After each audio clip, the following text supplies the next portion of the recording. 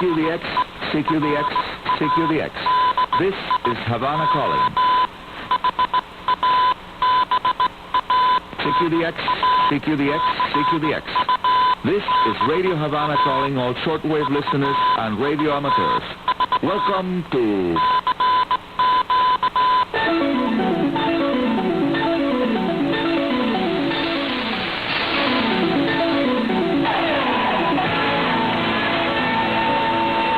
DXers Unlimited, Radio Havana's weekly feature dedicated to the fascinating world of radio communications. Hola, amigos radio aficionados all around the world. You are now listening to the middle of the week edition of DXers Unlimited, our radio hobby show that is also on the air during the weekends, Sundays and Mondays, UTC days. I'm your host, Arnaldo Arnie Coro, Radio Amateur 02KK, that's my handle call sign. And here's item 1 of this program, a news update, very low solar activity, and also a hole in the sun's atmosphere.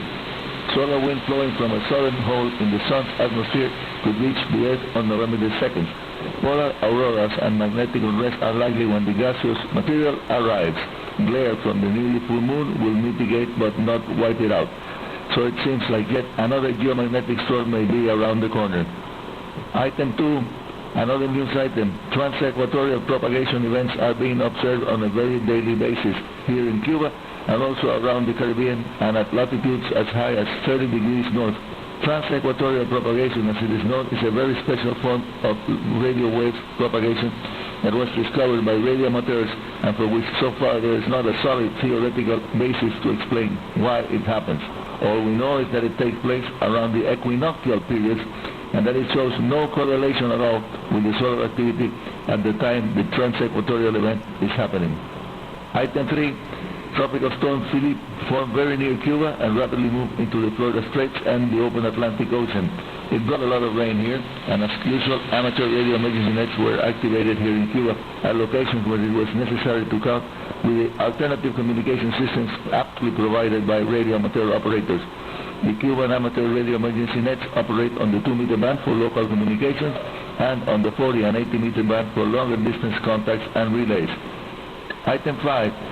Looking around among electronic equipment that will be sent to recycling, we found out that all cathode ray tube monitors provide excellent radio frequency powered transistors that are capable of operating on the 40 and also on the 20 meters bands. The transistors are the ones used to modulate the colors of the cathode ray tubes, and they have a frequency cutoff that is more than enough to provide useful amplification of radio frequency signals on both the 40 and the 20 meters band, both popular bands for QRP low power operation. Tests done with several transistors removed from two 17-inch screen size monitors proved to be successful, delivering 10 watts output power by using two transistors in a push-pull broadband linear amplifier configuration, driven by another identical transistor in the driver position. The finding will lead the way for more Cuban amateurs to be able to build low-power transmitters capable of operating on CW, also on the digital modes and single sideband voice. Stay right on this frequency for World Wide Web connections if you are connected to the streaming audio as we go into a short break for station ID, amigos.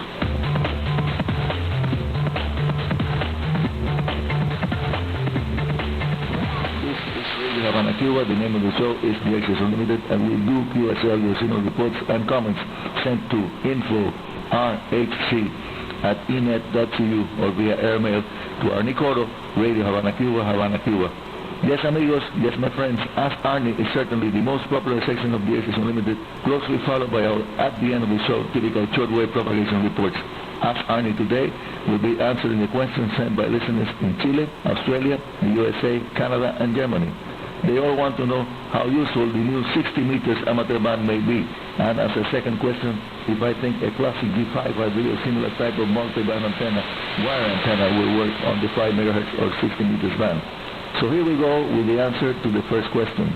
Yes, amigos, the new band that is becoming available to many new countries, like in the case of Spain, is considered to be a very useful asset for handling emergency communications when they are required. The very unique the 60 is that they provide 24 hours communications on the same frequency using the NBIS mode, so that the emergency nets will not need to be moving from one band to another as propagation conditions change all along the day.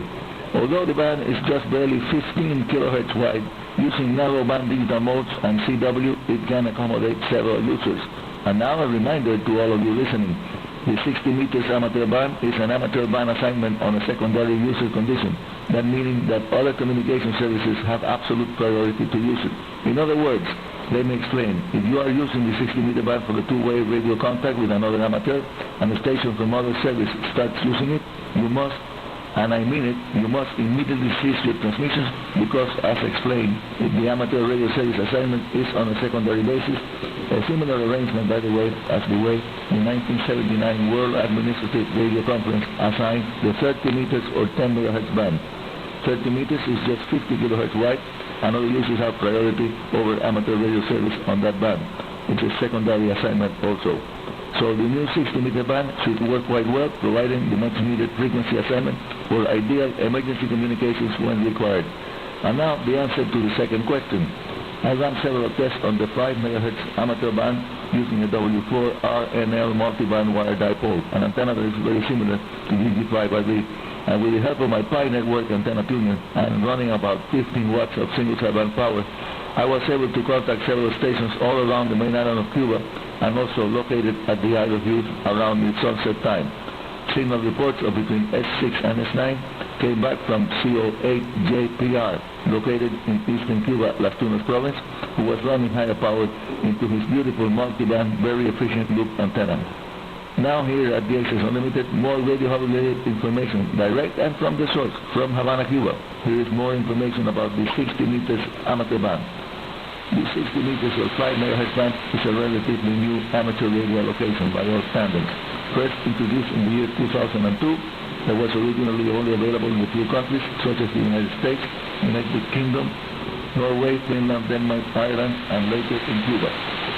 Over a number of years, however, an increasing proportion of countries' telecommunications administrations, together with their government and military users, have permitted amateur radio operations in the 5 MHz area on a short or long-term basis, ranging from discrete individual channels to a frequency band allocation.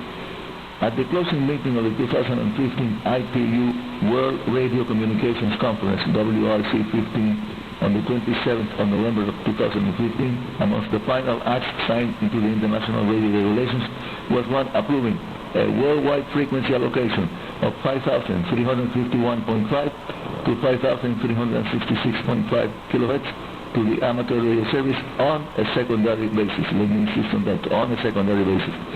The ITU's enhanced band allocations limits most amateurs to 15 watts effective isotropic radiated power, EIRP, with some countries allowing up to 25 watts.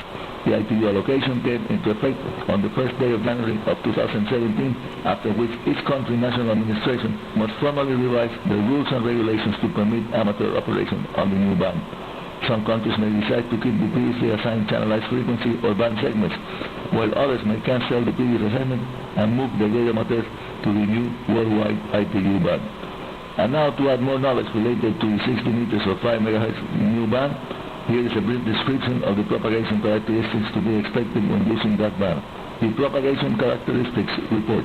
Lying approximately halfway between the 80 meters band and the 40 meters band, that's 3.5 to 7 MHz, the 60 meters 5 MHz band assignment forms a communication bridge when propagation effects make use of 80 or 40 meters impossible for local to medium distance communication.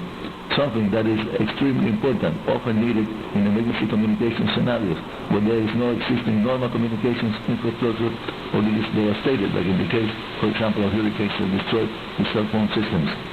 Less affected by the D-layer absorption than 80 meters, the 60 meters 5 MHz band is an ideal candidate for use of the near vertical incident sky wave, the most commonly used technique capable of providing seamless local to medium distance high frequency communications 24 hours a day.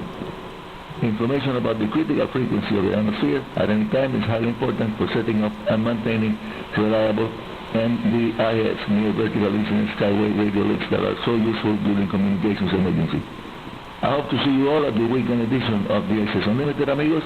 Hope you enjoyed the program, and please send your signal reports and comments to info@inet.cu or via airmail to Anicodo, Radio Havana Cuba, Havana Cuba. See you all at the weekend edition of DXers Unlimited. That will be Sunday and Monday UTC days, just after the top of the hour news.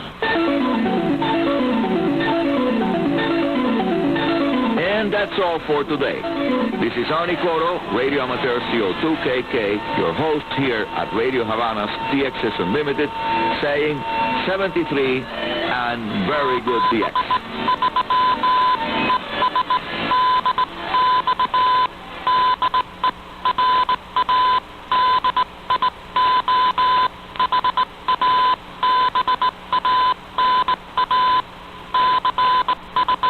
DXers Unlimited with Arnie Coro, heard every Tuesday here on Radio Havana Cuba. It's also our Sunday feature.